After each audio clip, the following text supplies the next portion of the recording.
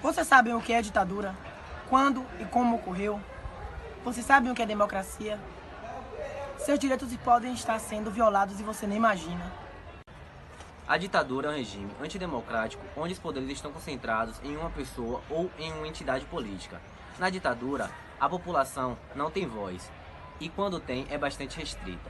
A ditadura tem apenas uma instância onde está concentrado todos os seus poderes. Ainda hoje, o regime ditatorial é adotado em alguns países, sendo esse governo conhecido como autocracia e marcado pela violência e violação de direitos.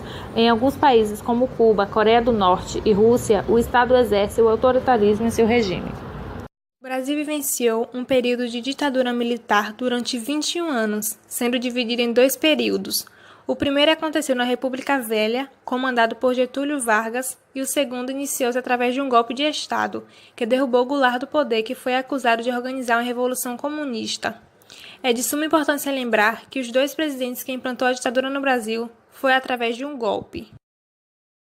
A mídia foi complacente com a ditadura militar brasileira. Alguns jornais importantes que se diziam contra o regime ditatorial, na verdade apoiaram, dentre eles muitos jornalistas que atuavam censurando cinema, revistas, jornais, TV, teatro, etc. Entende-se que a verdadeira repressão estava dentro dos próprios órgãos da mídia, não fora. Muitos comunicadores foram demitidos por serem considerados influentes e fortes. Artigos foram censurados, pessoas foram perseguidas.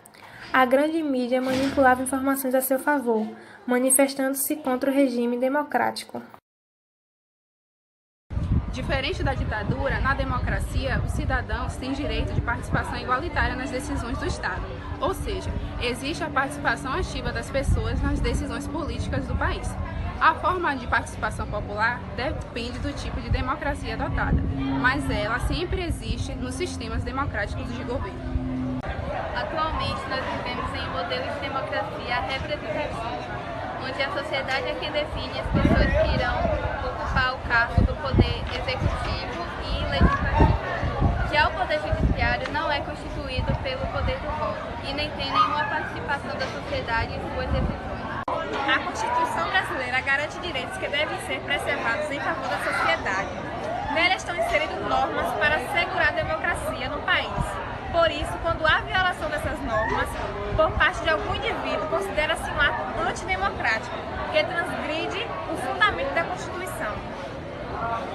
Estamos em uma era em que vem acontecendo gravíssimas violações. Decorrente do surgimento de uma ditadura, os reflexos gerados a partir dessa quebra dos direitos são: a reestruturação das leis trabalhistas afeta diretamente nas condições de desenvolvimento da maior parcela da população. As violações da liberdade de imprensa abordam a censura que grandes corporações realizam para inibir que as informações cheguem até o povo, transformando a sociedade em um grupo alienado que não consegue exercer o seu pensamento político. Desta forma, somente o que é transmitido para o povo são notícias que favorecem essas grandes corporações, que atuam de modo infracional para obter vantagens. Os reflexos da ditadura militar, que teve início no ano de 1964 com o governo do Marechal Humberto Castelo Branco nos dias de hoje, podem ser vistos com muita clareza nos cenários econômico, político e social brasileiro. Na economia, por exemplo, pagamos juros estratosféricos, que durante o período da ditadura chegou a crescer até 14% ao ano, como ocorreu no 7º ano do golpe de 1973. No campo da política, os efeitos são mais visíveis ainda, pois a ditadura militar não está no que o regime criou, mas sim, sobretudo, no que impediu que funcionasse e evoluísse, como o surgimento de novos líderes para a ampliação do eleitorado. Sim, a democracia, embora seja o melhor modelo de justiça social, pois favorece, mesmo que sinuosamente, o poder ao cidadão, é preciso constante aperfeiçoamento democrático, pois ainda não estamos no melhor momento de uma sociedade perfeita. Contudo, em uma democracia, o cidadão tem direitos e deveres na sociedade, sendo assim influenciado na organização do Estado, pois quanto mais participação do cidadão nas decisões políticas, maior seu compromisso com os resultados.